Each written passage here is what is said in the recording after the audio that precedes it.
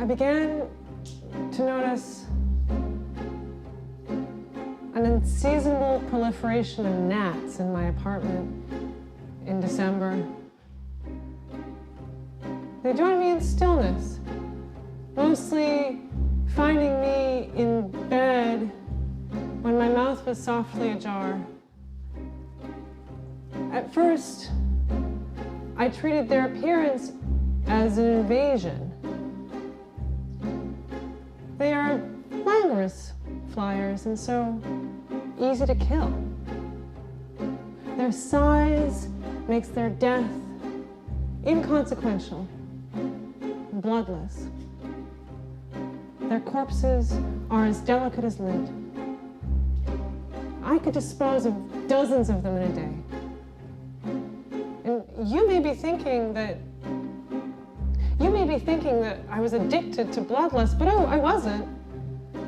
Nor was I particularly determined to exact their extermination between my fingers.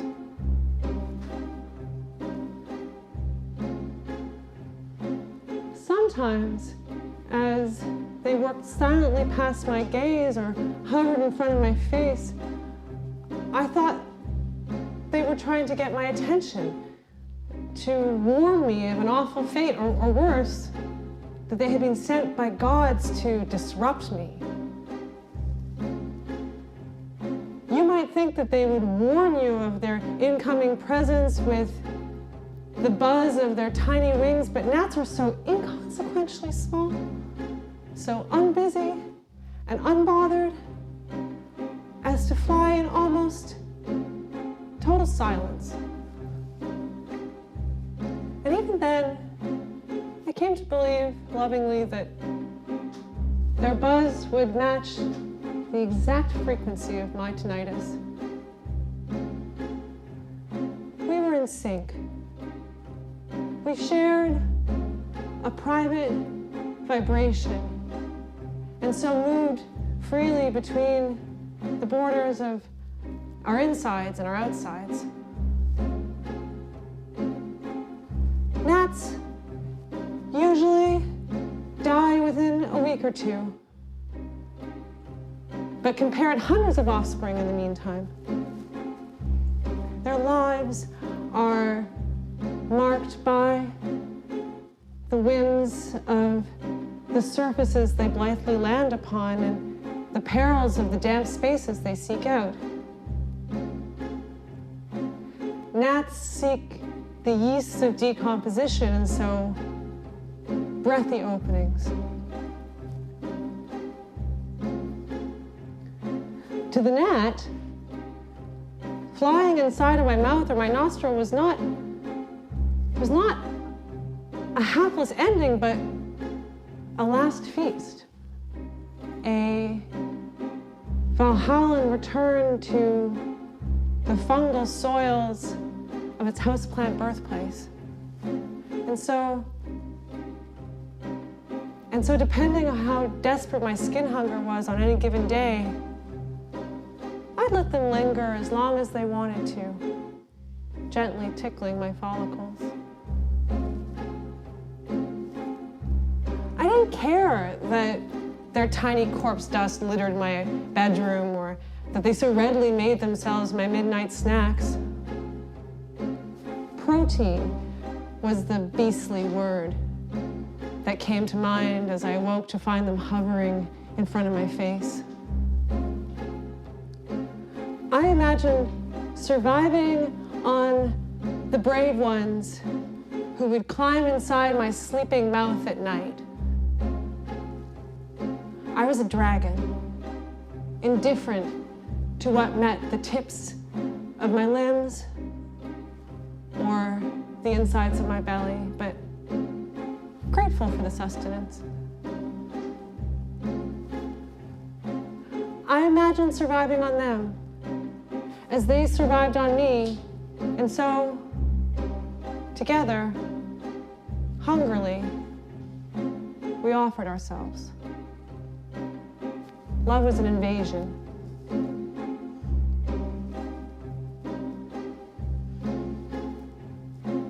Time was rich in days. And I began to imagine who my next lover would be. Or I began to imagine how I would fall in love with them. It would be ambiguous at first, until the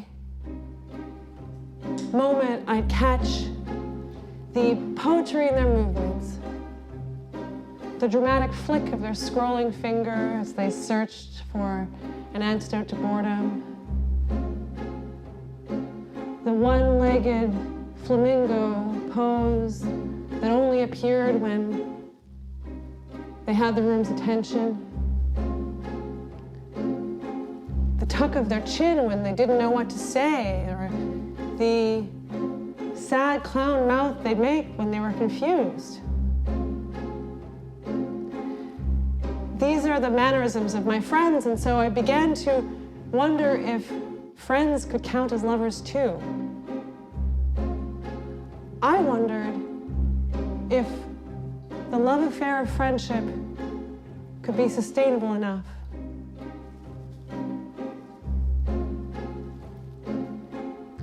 I was in a relationship once with someone who liked to hum with me.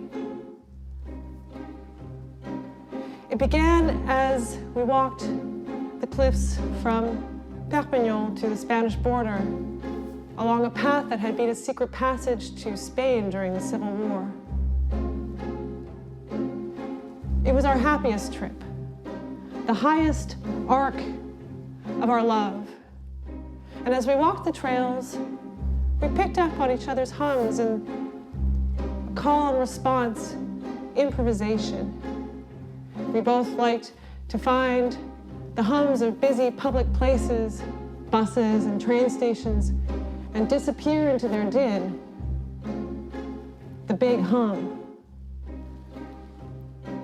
Together, we sought a meta-frequency, a sonic conflation of millions upon millions of motorized parts, all forming a single color.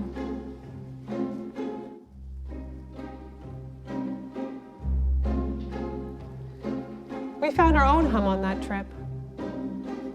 Two absent-minded notes, a platform to stand on and a diagonal wall to climb, like a sex position. The hums were vibrations, a reminder of the energy that ran unobtrusively between us. They were notes that became instantly recognizable as, "How are you doing, my love? How are you doing, my love? How are you doing, my love? How are you doing, my love? How are you doing, my love? How are you doing, my love?" And so, an act of care in transit and in waking. The hum was hopeful and cathartic, full of breathy potential. The notes conjured a maritime expanse, a horizon that you could reach and touch with your fingers.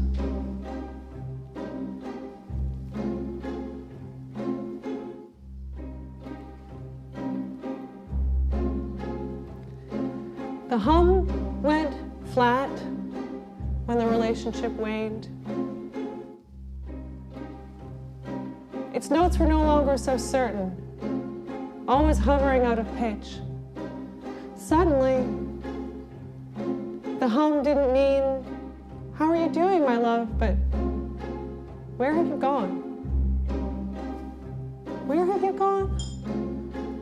Where have you gone? Where have you gone? Where have you gone?"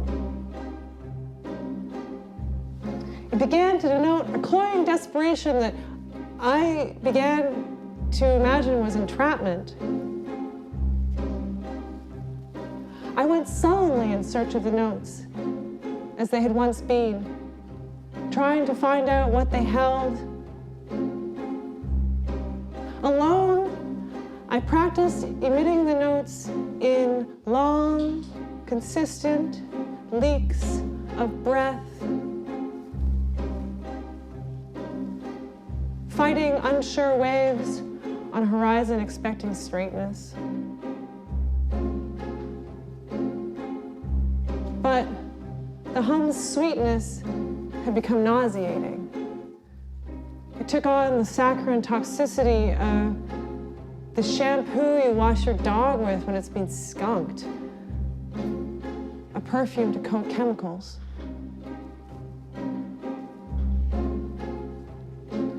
I came to hate the hum so much that I flat refused to conjure it, flat refused to answer its call.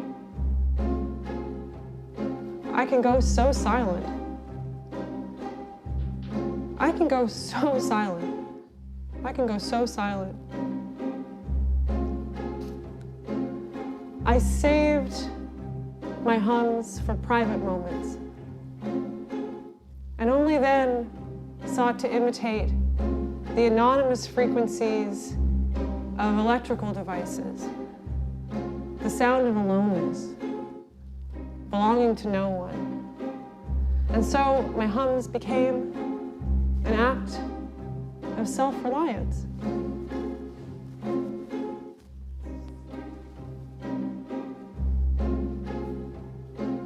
The details we love about another person are found in these alone moments. Private rights, also known as products of distraction.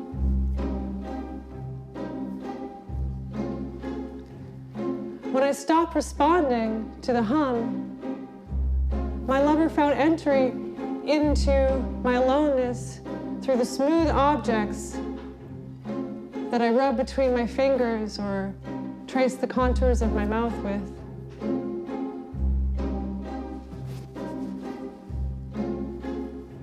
They were skipping stones, smoothed by the beaches I found them on.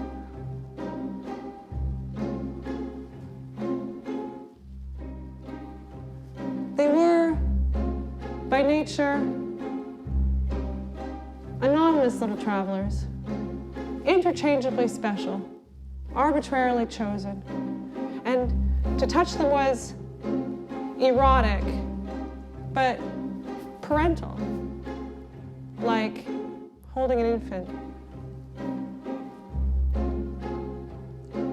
I only ever selected stones that had been warmed by the sun. Never from the darker layers of the beach floor, which I imagined harbored larvae and dog piss. Years after the stone had been removed from its beach, it would still taste of salt, and that was what I sought as it traced the contours of my face as I was working or lying in bed. And so, like deriving so much pleasure from picking one's nose, the stone's briny, private touch sometimes slipped into the audiences of my life. And to mute my mouth when the hum called, I rested the stone to my lips, feeling for where it would catch on moisture. And it was then, during a moment of tasting my Feely Beach talisman that my lover had given me, oiled with his own fingers, that he found a way to enter its smooth surface, and so his way closer to me again.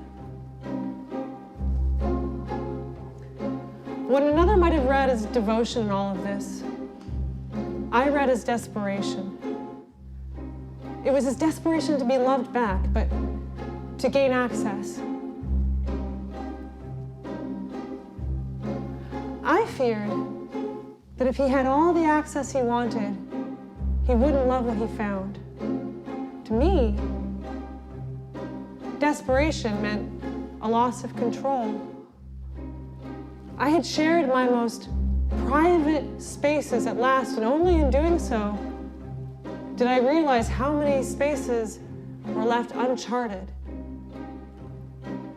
how many rooms were left uncharted. And so, to guard their entrances and their larval tenants, I enacted the rule of a tour guide.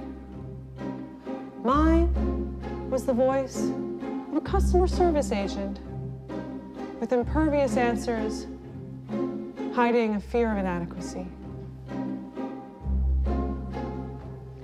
And so I wondered if the mask I was wearing was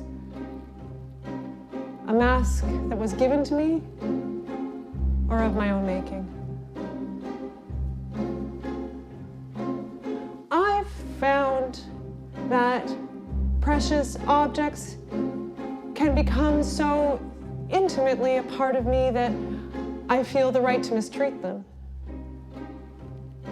swat them away, squish them between my fingers, disregard them without intention.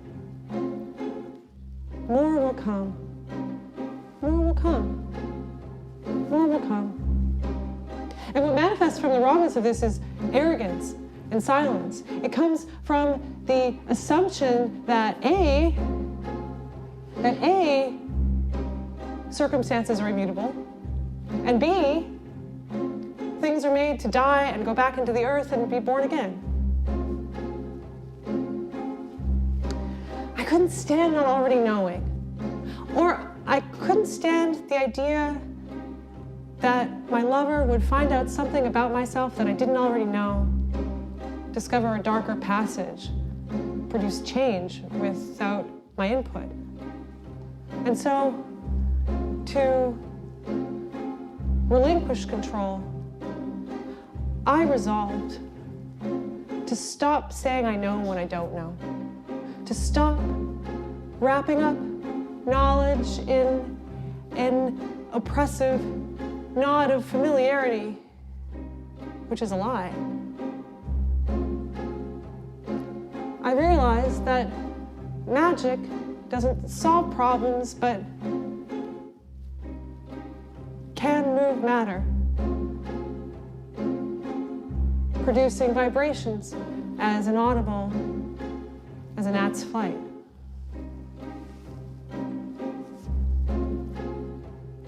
I had resigned myself too quickly to a gnat-filled fate in December until I realized that I could sprinkle cinnamon on my houseplants to stop them reproducing.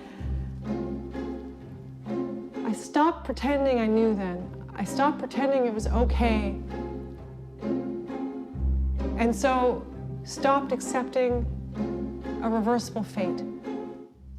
And the gnats still came back despite my magic powder, but I learned to love the lightness of their invasions. Love happens in exquisite detail. The wave of a note finding its place. The 2 milligram prickle of a single hair.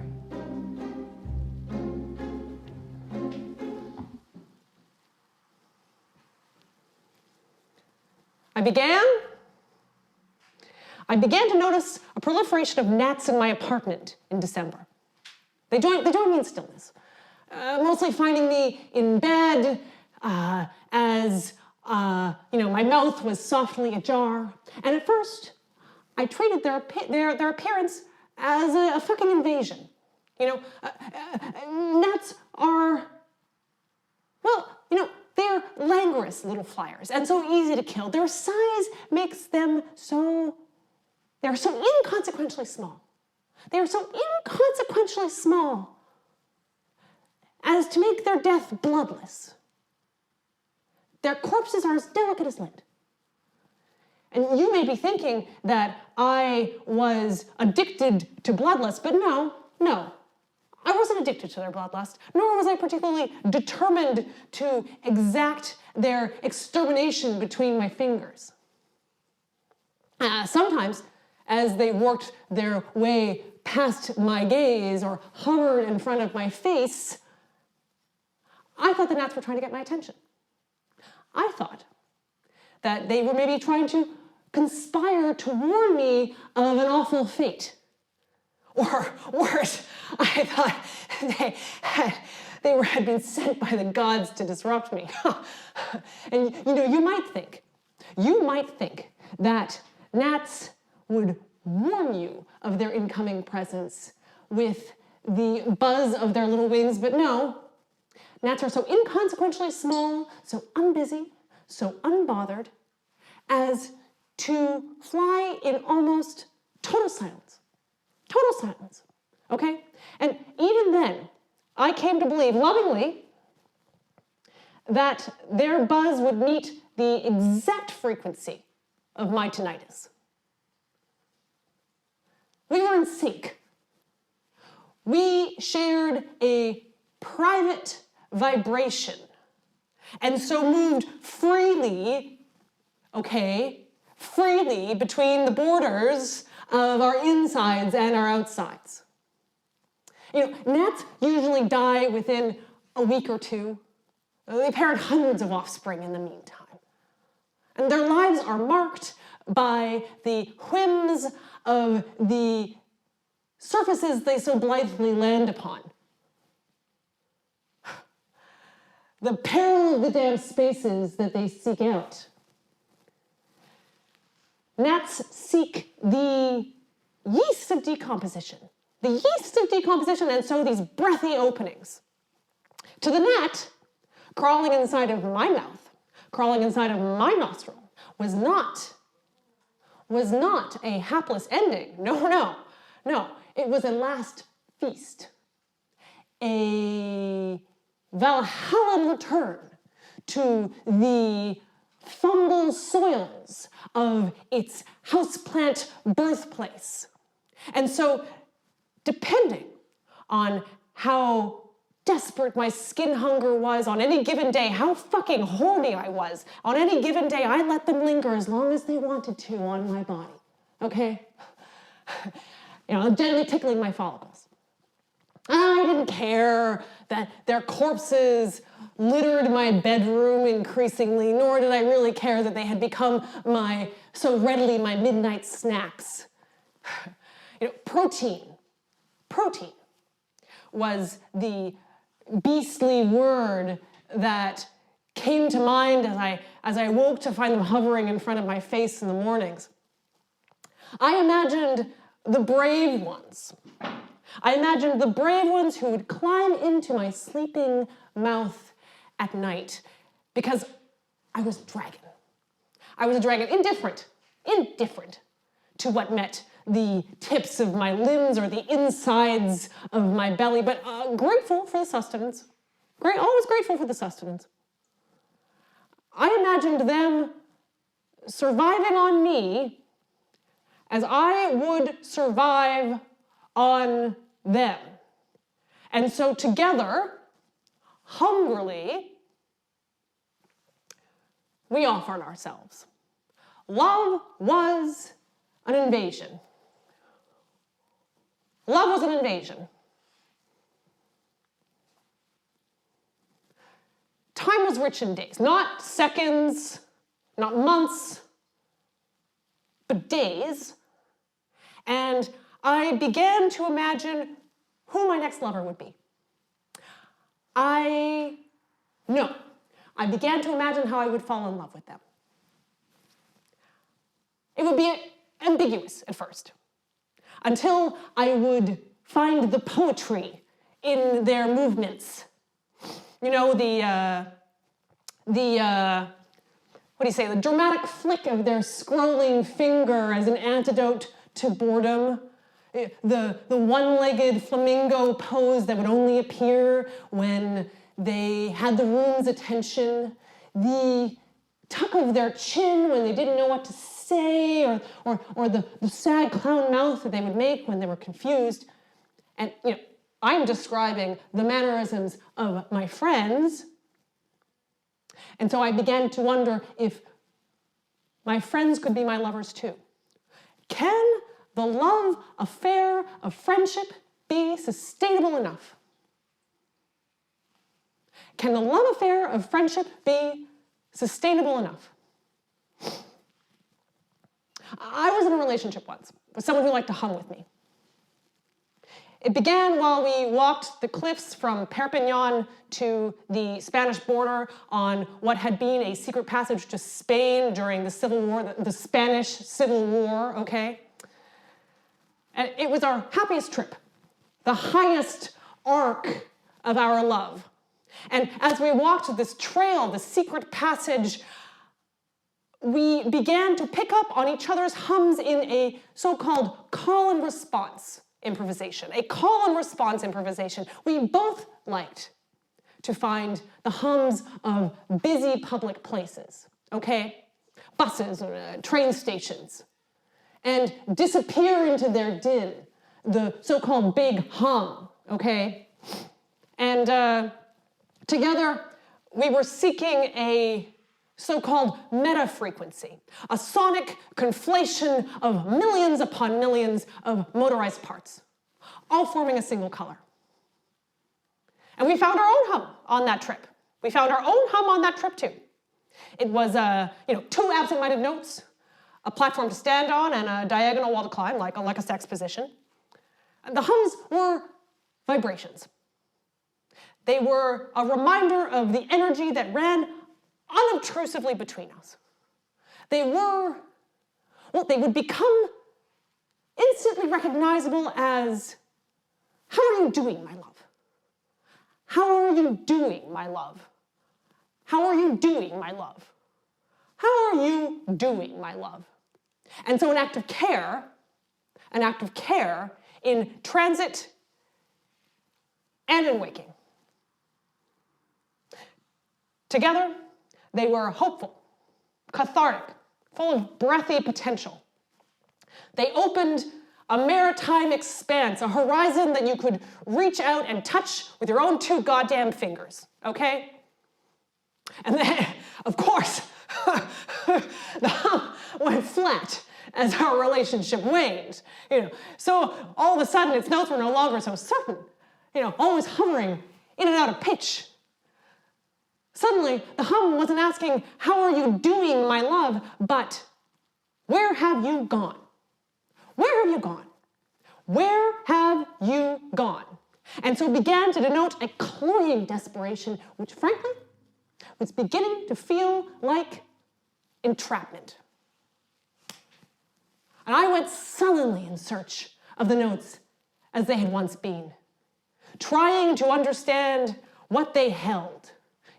I practiced emitting the notes in long, consistent leaks of breath, fighting an unsure wave on a horizon, expecting straightness, okay?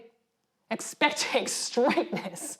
And, the hum's sweetness, frankly, the hum's sweetness became nauseating. It took on the saccharine toxicity of the rose-scented shampoo you wash your fucking dog with when it's been skunked, okay?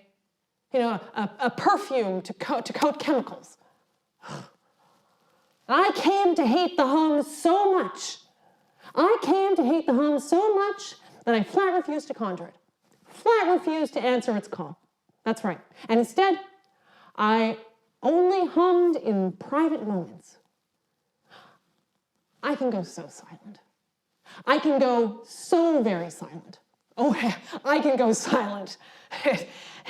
I only sought the hums of these anonymous frequencies. Your fucking refrigerator. The sound of aloneness, belonging to no one. And so these hums were an act of self-reliance.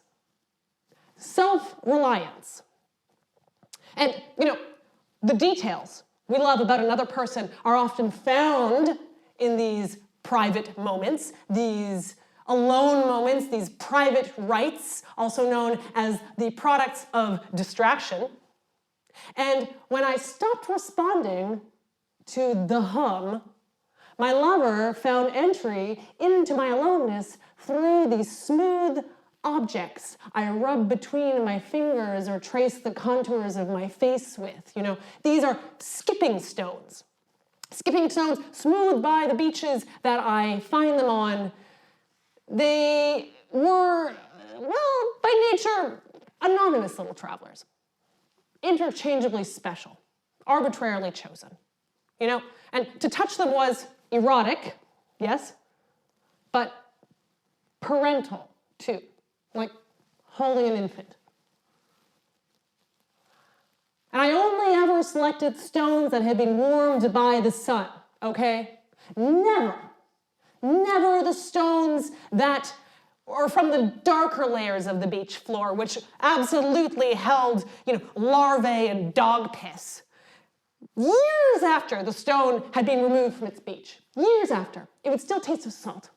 And that was what I sought. Yes, that was what I sought as it traced the contours of my lips as I lay in bed or worked. And so, like deriving so much pleasure from picking one's nose, okay, sometimes the stone's briny private touch would meet the audiences of my life. And that, in order to mute the hum when it called, I would rest the stone on my lips. I would feel for where it would catch all my moisture. And it was then, during an absent-minded moment of tasting my feely beach talisman that my very lover had given me, had rubbed with his own goddamn fingers, his own oils and his own fingers, that he found a way to invade its smooth form and so away closer to me again. What another might have read as devotion in all of this, of course, I read as desperation. Yeah, it was his desperation to be loved back, to gain access. And I feared that if he had all the access he wanted, he wouldn't love what he found, To me, desperation is a loss of control. And I had shared my most private spaces at last, and only in doing so did I realize how many rooms were left uncharted. And so, in order to guard their spaces and their larval tenants, I enacted the role of the tour guide, sidestepping the unspeakable places. Mine was the voice of a fucking customer service agent. That's right, a customer service agent with impervious answers to hide a fear of inadequacy, okay?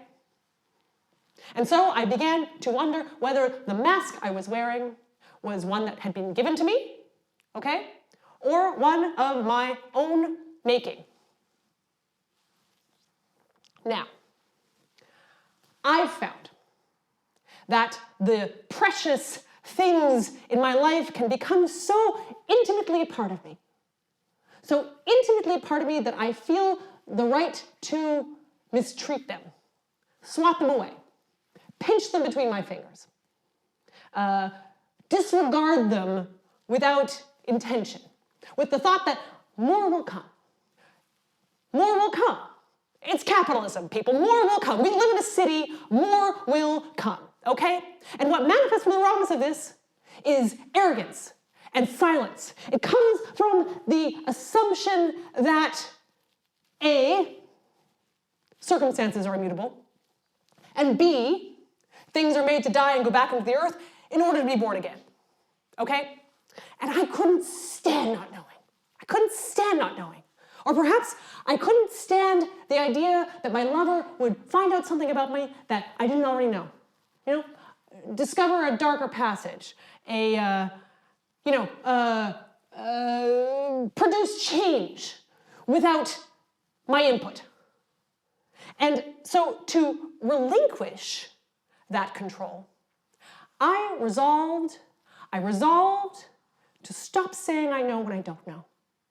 I resolved to stop wrapping up knowledge in an oppressive nod of familiarity, okay, which is a lie. And I realized that magic doesn't solve problems, but it can move matter. Yes, magic can move matter, producing vibrations as inaudible as a gnat's flight. And I had resigned myself too quickly, of course, to my gnat-filled fate in December, until I realized that, of course, you can sprinkle cinnamon on your fucking houseplants to make them stop reproducing. I stopped pretending I knew that. I stopped pretending it was okay, and so stopped accepting a reversible fate. And of course, the gnats, they came back, of course. They came back, despite my fucking magic powder, you know? But I learned to love the lightness of their invasions. I learned to love the lightness of their invasions. Now, love happens in exquisite detail. Love happens in exquisite detail. The wave of a note finding its place, the 2 milligram prickle of a single hair.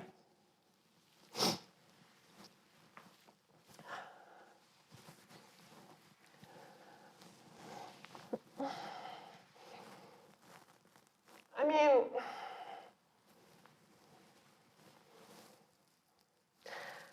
like I began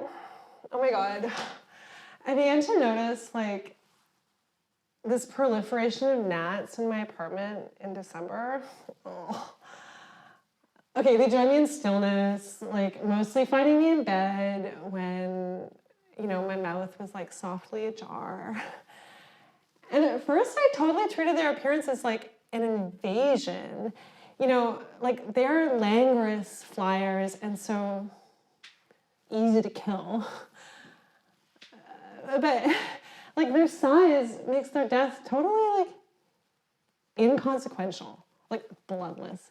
And like their corpses are as delicate as lint. I could dispose of dozens of them in a day. Yeah. Oh my God, no. I mean, you may be thinking that I was like addicted to bloodlust, but I totally wasn't, nor was I determined to like exact their extermination between my 2 fingers. You know, sometimes when they were working their way past my gaze or like, you know, like hovering in front of my face, I thought they were trying to get my attention. You know, I thought they were maybe trying to like conspire to like warn me of like an awful fate, or like worse, if like they had been like sent by the goddesses to like disrupt me, you know? And like, I don't know, like, you know, like I thought that like, I don't know. I mean, gnats are so like, okay, like, you think that they might warn you of like their incoming presence with like the buzz of their tiny wings, but gnats are so inconsequentially small, like so unbusy and like so unbothered as to fly in almost total silence. You know, and like even then I came to believe, honestly, that like they would meet like the exact frequency of like my tinnitus. You know, like we were totally in sync. You know, like we were on this like single private and like vibration, which meant that like, you know, it meant that like we could move freely between like the insides and the outsides of each other's borders. Oh my God, so gnats die, right? They die within like a week or 2 and like can parent hundreds of offspring in the meantime. And like their lives are totally marked by like the surfaces that they so blithely land upon and like the perils of like these dark spaces. And like gnats feast on these like yeasts of decomposition, and so these like breathy openings, and like to the gnat, like crawling inside of like my mouth or my nostril or whatever, like was not a hapless ending, no. Like it was like a last feast, like a Valhalla return to like the fungal soils of like its birthplace. And so depending on how, you know, like desperate my skin hunger was, I let them linger as long as they wanted. you know, like gently tickling my follicles. I totally didn't care that their like corpse dust was littering my bedroom or like they so readily made themselves my midnight snacks. Like protein was the word that came to mind as they like crawled inside of my mouth at night. You know, like I was like a dragon. You know, like totally indifferent to like what met the tips of my limbs or like the insides of my belly, but like super hashtag grateful for the sustenance, okay? And like, you know, like I imagine surviving on them as they would survive on me. And so together, like hungrily, we offered ourselves. Love was like an invasion, you know? Oh my God, time in December was so rich in days, like not seconds, like days. And like, I began to imagine like who my next lover would be, you know? Like, no, I began to imagine how I would fall in love with them. Like, it would be like ambiguous at first until I would like, you know, like catch the poetry in their movements or whatever. You know, like the dramatic flick of their scrolling finger when they were like searching for like an antidote to boredom, or like their one-legged flamingo pose that would only appear when they had the room's like full attention, you know, or like their tuck of their chin when they didn't know what to say, or their sad clown mouth when they were confused. Okay, these are the mannerisms of my friends. And so I totally wondered if friends could count as lovers too, you know? Like, can a love affair of friendship be, I don't know, like sustainable enough? God, I don't know. You know, I mean, I was in a relationship once with someone who liked to like hum with me, okay? Like, it began when we were walking the cliffs from like Perpignan to, you know, the Spanish border, like, you know, on this like secret passage for like the Spanish Civil War or whatever. And like, it was like our happiest trip, like the highest arc of our love, you know? And like, as we were walking these trails, we would like pick up on each other's hums in this like fucking like call and response improvisation.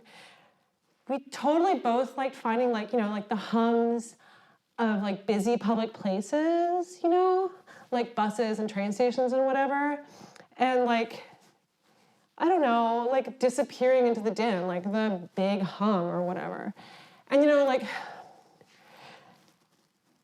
the hums like open up this like maritime expanse, this like horizon that you could like reach and like touch with your like fingers, you know? Like, oh my God, it was like this like meta frequency, you know, this like sonic conflation of like millions upon millions of motorized parts. And like, we found our own hum on that trip too, you know, like two absent-minded notes, like a platform to stand on and like a diagonal wall to climb, like, I don't know, like a sex position or whatever. And like the hums really, these like vibrations, like these like reminders of this like energy that like ran like unobtrusively between us or whatever. And like these notes became instantly recognizable as like, how are you doing, my love?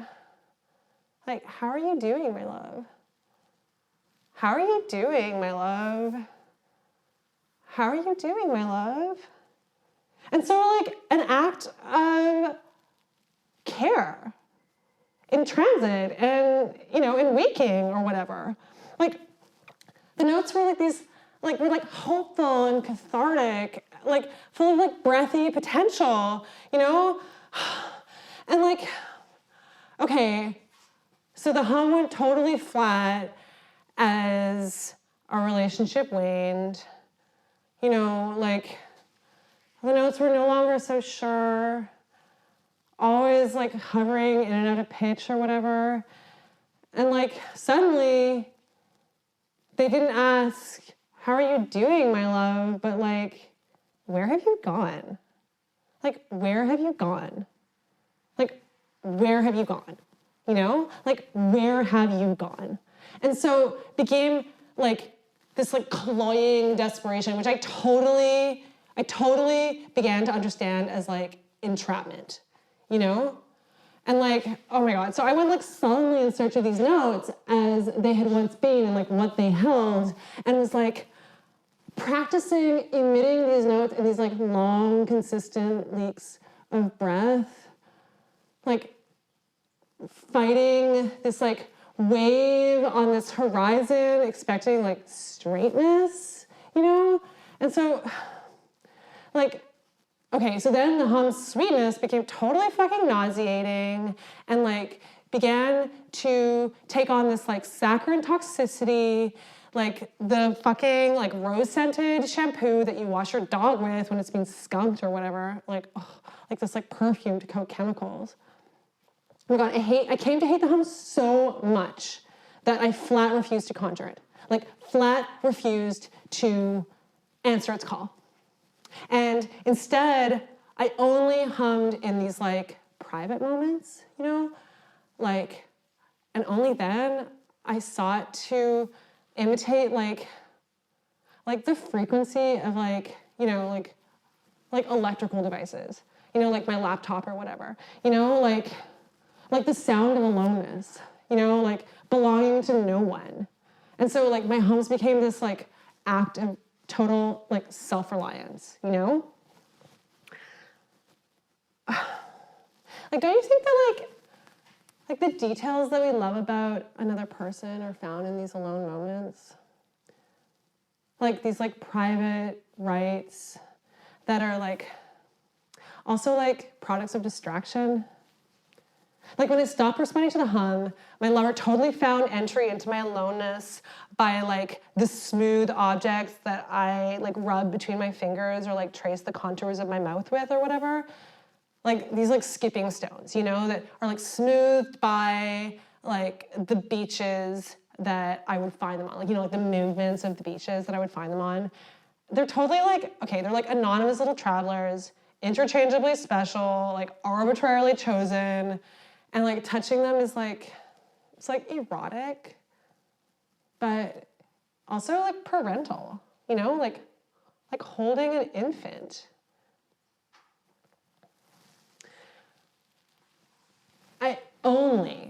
I just want to say, I only ever selected the stones that had been warmed by the sun. Like never the stones that, you know, like had been like found in like the darker layers of the beach floor or whatever.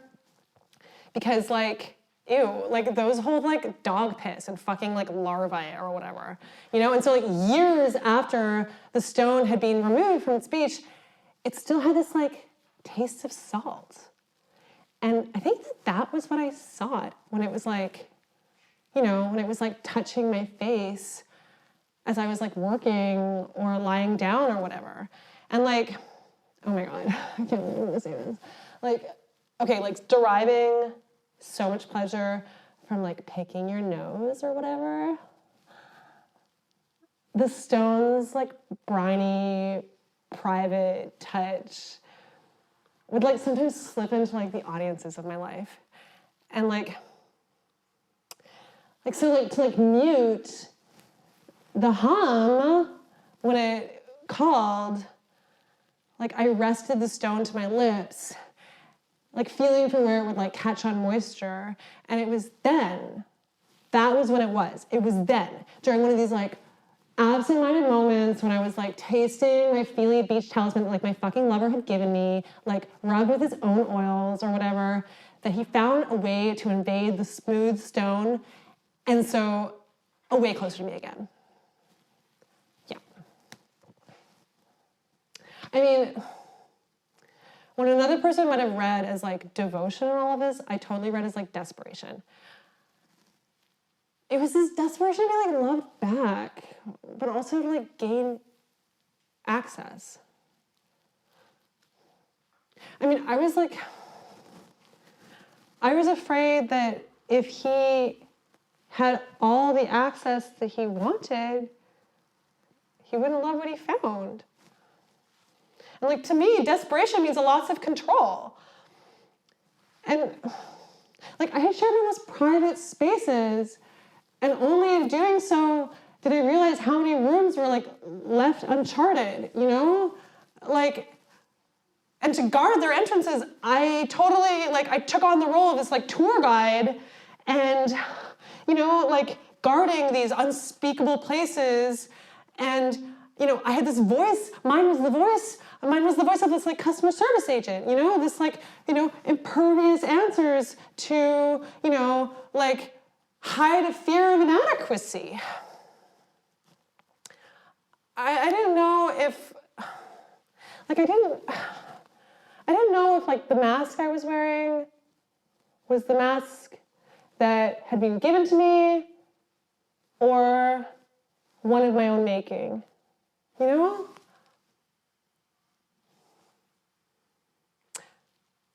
Okay.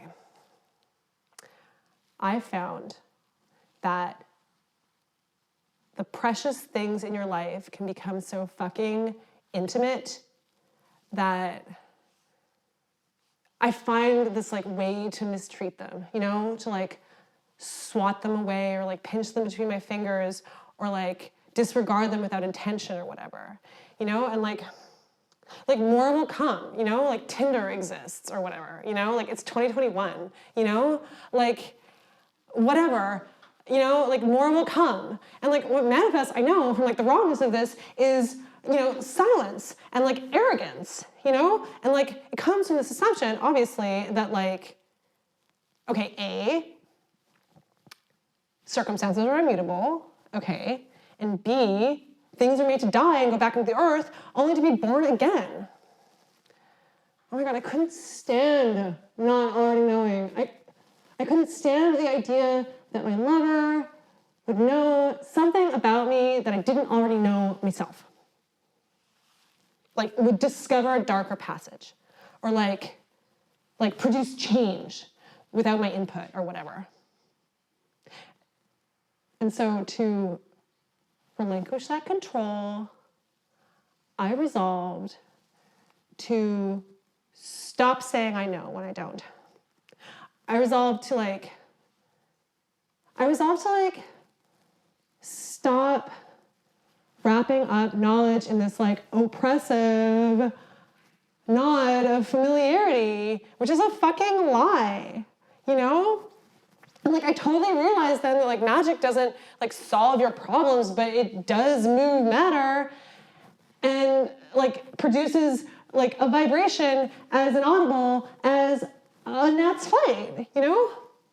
Oh my God, I had resigned myself way too quickly to this like gnat-filled fate in December until I realized that you can just fucking sprinkle cinnamon on your houseplants to stop them reproducing. Oh, I know, crazy. Like, I had stopped realizing, I knew then that I had stopped pretending that it was okay and so stopped accepting like a reversible fate or whatever. I mean, obviously the gnats came back despite, you know, like despite my magic powder or whatever, my magic cinnamon powder or whatever, you know, but like I learned to totally I learned to love the lightness of their impatience, you know?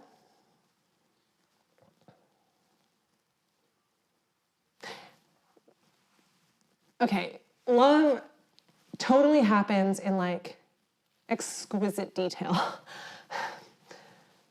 Like the wave of a note finding its place or whatever, and like, I don't know, like the 2 milligram prickle of like a single hair.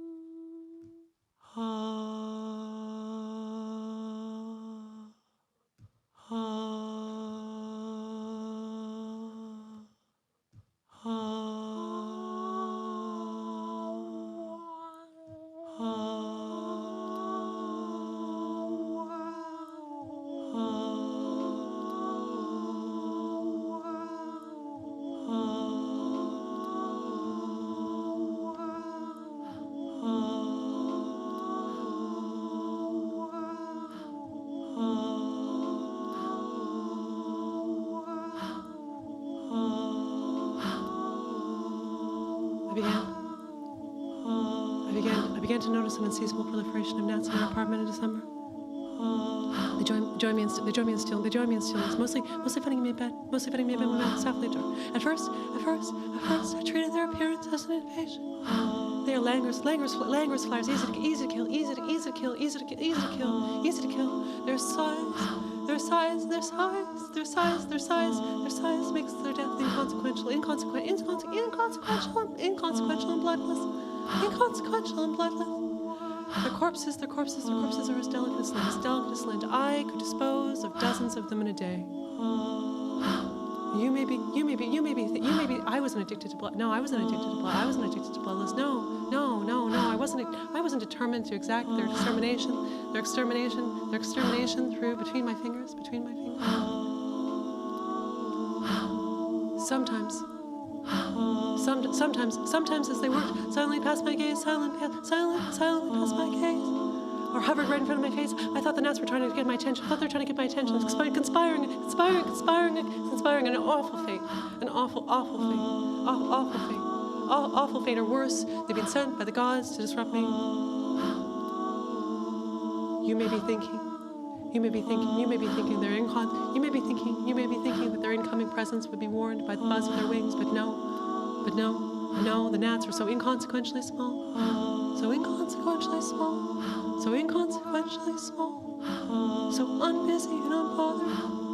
unbusy and unbothered as to almost in total silence. They find almost total silence. And even then I came to believe lovingly that their buzz would meet the exact frequency of my tinnitus. We were in sync. We moved freely between the borders of our insides and our outsides.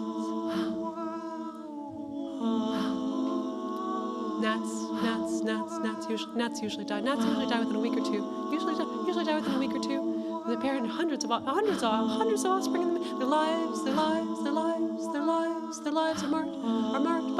marked by the surfaces they so blithely land on, the whims of the surfaces they so blithely land on, and the peril of dark spaces that they seek out.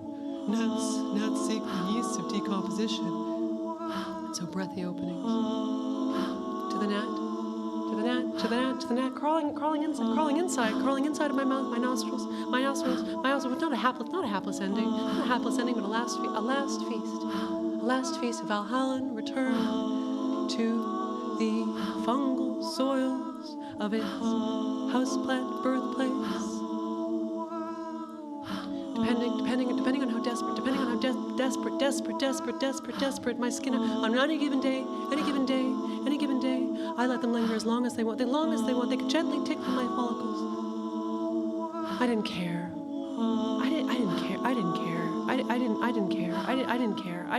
that their tiny corpse dust increasingly littered my bedroom, or that they made themselves my midnight snacks. Protein was the beastly word. I was a dragon. I was a dragon, indifferent to what met the tips of my limbs or the insides of my belly, but grateful for the sustenance. I imagine surviving on me, surviving on them, we survived on each other, we survived together,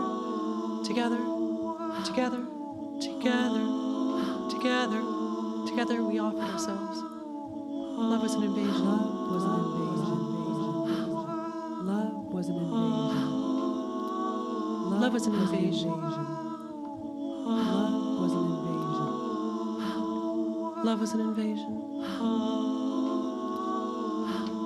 Time is rich in days. Rich in days, not seconds, not seconds, not days, not seconds, not days. Rich in days, not minutes, not days, in days. And I began to imagine who my next lover would be. Or I began to imagine how I would fall in love with them. It would be ambiguous at first, ambiguous until I'd catch the poetry in their movement, the dramatic flick of their scrolling finger, as an antidote to boredom, the one-legged flamingo pose, the flingamoo, the tuck of their chin. The tuck of their chin, no, their sad clown, no. These are the lovers, these are the lovers, these are the friends, these are my friends, these are mannerisms, my friends. And so I began to wonder if my lovers, my friends could be my lovers too. If the love affair of friendship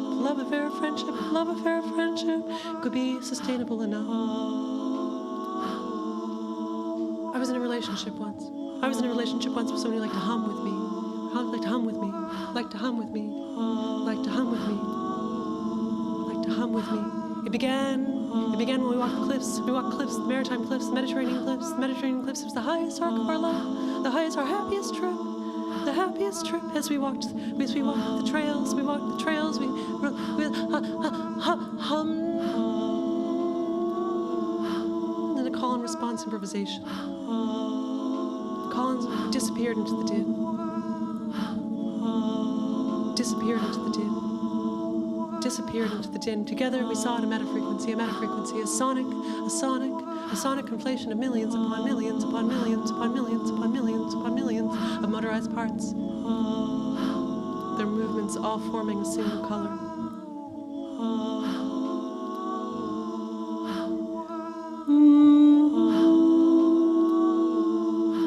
We found our own hum on that trip.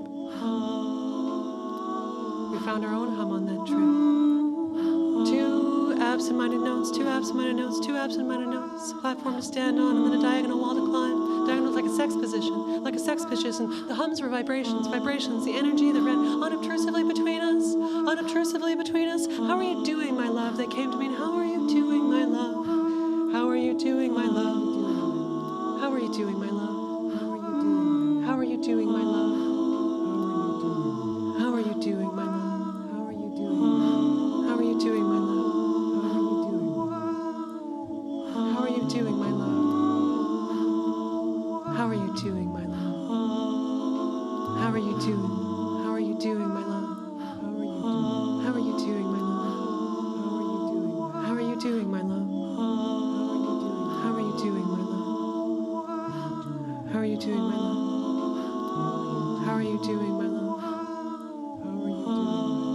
Full of breathy potential. Full of breathy potential. Breathy potential. The notes conjured an opening onto a maritime expanse. A horizon you can reach, touch with your own fingers. The hum went flat as our relationship waned. It's not so long. Where have you gone? It asked, where have you gone? Where have you gone? Where have you gone? Where have you gone?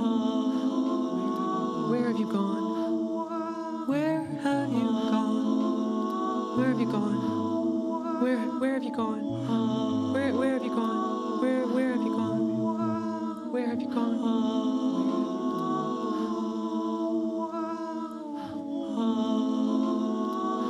Alone. I practiced emitting the two notes, long, consistent leaks of breath,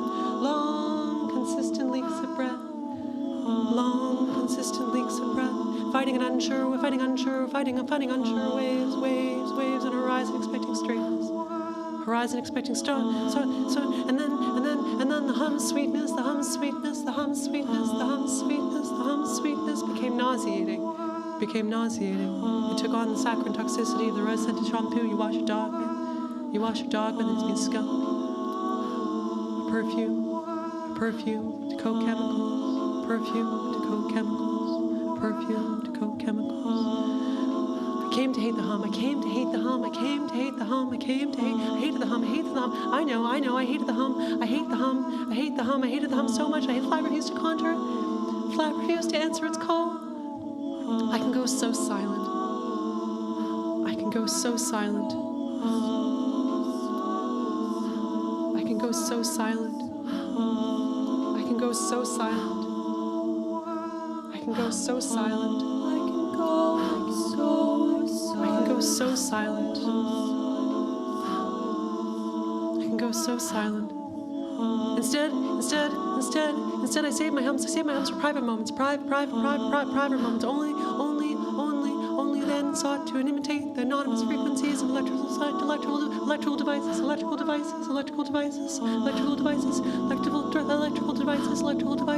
the sound of aloneness, belonging to no one, an act of self-reliance.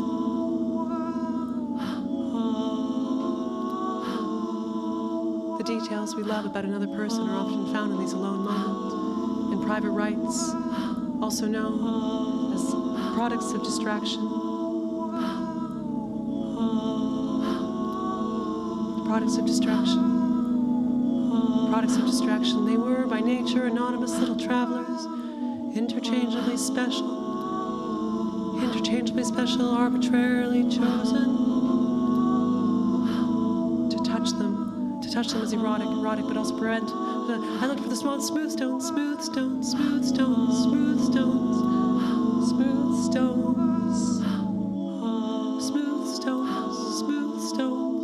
on the beach, skipping stones, beaches. I found they were all anonymous little travelers. Warmed by the sun, warmed never the cooler, darker layers, dog piss and larvae, no, taste of salt. Years later with tastes of salt, and this is what I sought in its contours, like deriving so much pleasure from picking one's nose. Sometimes the stone's briny touch, sometimes the stone's briny touch, sometimes the stone's briny touch met the audiences of my life. And so I rested the stone to my lips. Feeling for where moisture that he found his way inside.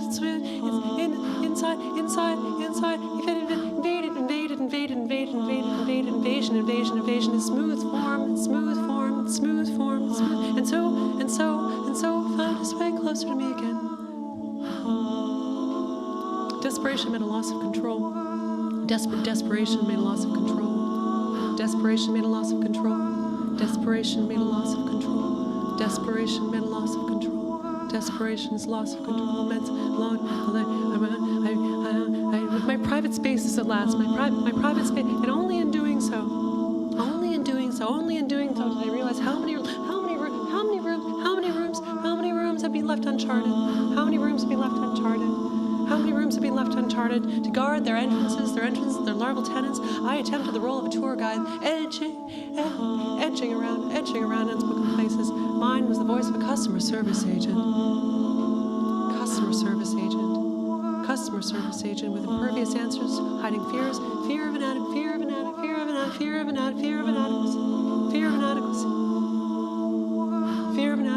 I wondered whether the mask I was wearing was a mask that was made for me, that I made the mask. No, it was one of my own making. Who gave me the mask? I don't know.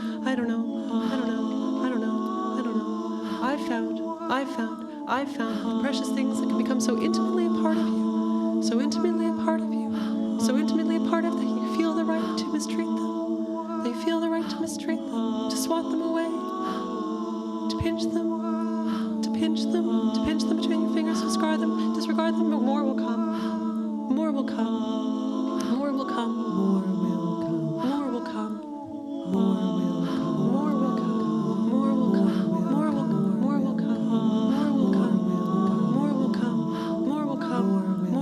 It comes with the assumption that circumstances are immutable, and B, that things are made inevitably to go back into the world and be born again. I couldn't stand not already knowing. Perhaps, no, I couldn't stand. I couldn't stand. I couldn't stand already knowing. I couldn't stand the idea of a person I know, loving. I love, the person I love, finding out something about myself I didn't already know, I know,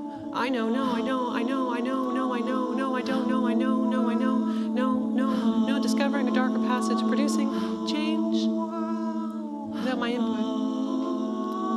I resolved to stop saying I know when I don't know. I resolved to stop saying I know. I resolved to stop wrapping up knowledge in an oppressive knot of familiarity, which is a lie. I realized that magic doesn't solve problems. I realized that magic doesn't solve problems. I realized that magic doesn't solve problems. I realized that magic doesn't solve problems, but it can move matter. It can move matter. It can move matter. Producing vibrations. Producing vibrations. Producing vibrations as inaudible as a gnat's flight. I resigned myself too quickly. I resigned myself too. I know. I had resigned myself too quickly. Too quickly. I stopped pretending that I knew. Then I stopped, and then I stopped being okay, and I stopped accepting unreversible fate. I stopped. The gnat still came back. It still came back, but I learned